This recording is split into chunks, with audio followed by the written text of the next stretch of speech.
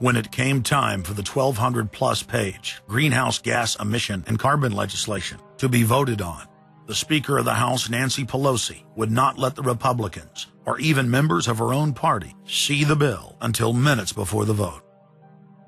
Republican Minority Leader John Boehner engaged in a rare House filibuster and read shocking section after shocking section from the legislation. Now, I really hate to do this, but when you file a 300-page amendment at 3:09 a.m., the American people have a right to know what's in this bill and have a right to know what we're voting on.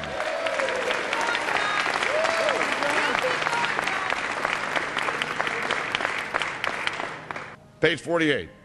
Each building code enforcement department receiving a grant under subsection A shall impanel a code administration and enforcement team consisting of at least one full-time building code enforcement officer, a city planner, and a health planner or similar officer.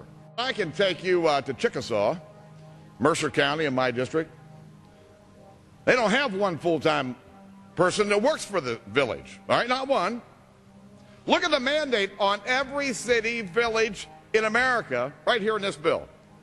So that we're not only going to tell you what the codes are going to be, but we're going to tell you how many people you need to hire to enforce this. Page 41, determine any geographic area within the contiguous United States that lacks a federal power marketing agency.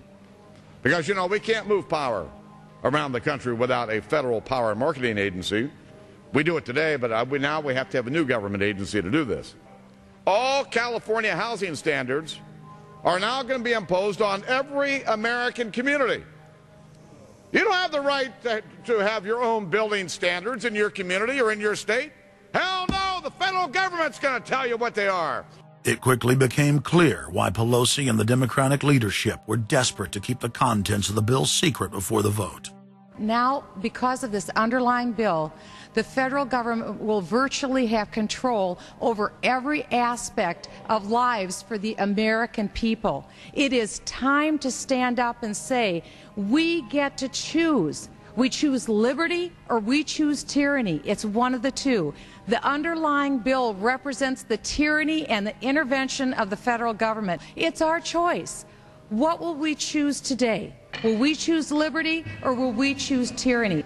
And I know that we'll be facing the single moms that heard from last summer. They can't afford the gasoline bill. They can't afford the propane. You didn't do a great thing. You hurt some really decent families struggling, trying to make it, and this is going to be their death knell. It breaks my heart. I yield back.